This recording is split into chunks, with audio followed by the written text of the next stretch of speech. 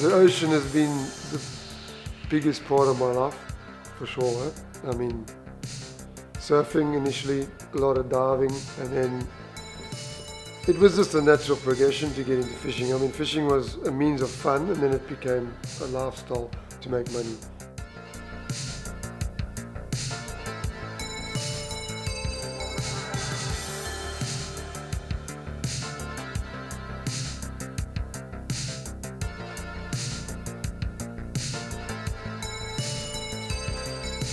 Actually, Walter, he was someone I grew up with, looking up to out at Super Tubes. He was one of the main locals in the lineup, and he was a very good surfer out at Supers, and yeah, I had a lot of respect for him, and sort of grew up throughout my youth just watching him surf, and he used to take me surfing, and yeah, basically through that I got to know Ashley.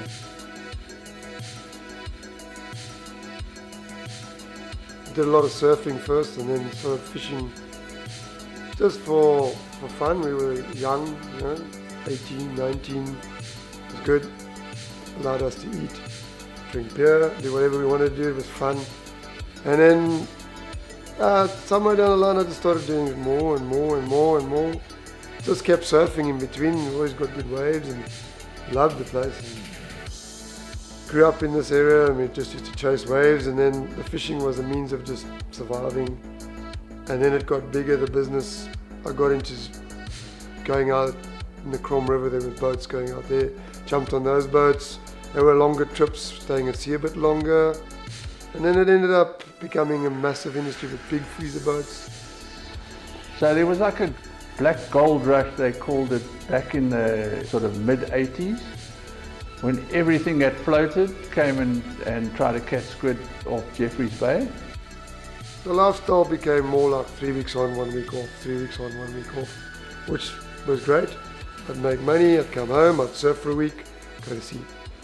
And then we'd have long periods where it'd be bad weather, and obviously it was brilliant for us, because when the bad weather was there, I'd be at home and I'd have great waves.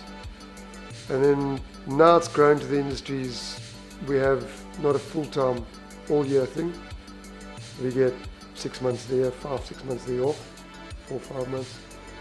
And that allows me to travel and surf, as well as fish when I'm here. So yeah, it's been a brilliant journey, and I really enjoyed it. You look at a lot of our top skippers and that here, and a lot of the top operators that came down here, they come from a background of, they were either fishing commercially, line fishing on the Natal coast. A lot of the surfers come into this industry as skippers, etc., because they can read the conditions in the oceans, and they're kind of in tune with the conditions and the weather, and they have an affinity to the ocean. It's what they do, it's what they know, and although it's a tough life, a lot of them have adapted to being skippers on boats, etc., etc.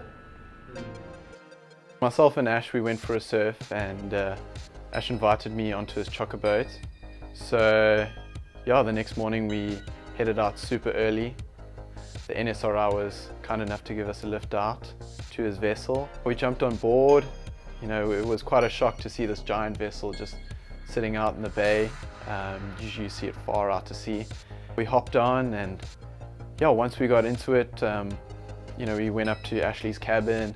Ash told us all about his instruments and how we used the fish finder to, find the chokka, and yeah, he showed us all the ropes and how it could be done. And we found a patch of chokka, and we anchored the boat on the chokka, and he honked his horn on his boat, and all the crew came out from under the deck, and yeah, we started chokka fishing, and he got his line out, and he showed me how to obviously drop the line down with the chokka lures and reel it up once you feel like a little bit of a tug by the chokka.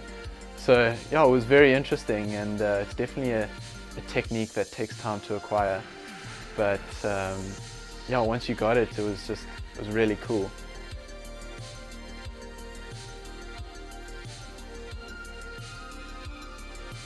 The fishing industry it definitely affects this town. I mean, it looks after a lot of communities, broad-based, from the owners to the skippers to the crew.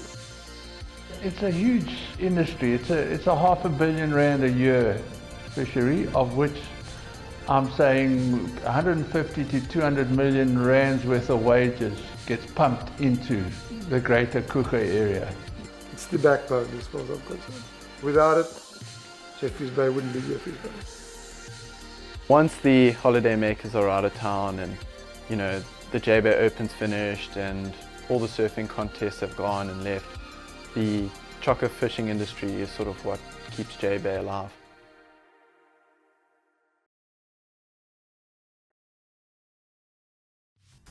Wake up, crank up.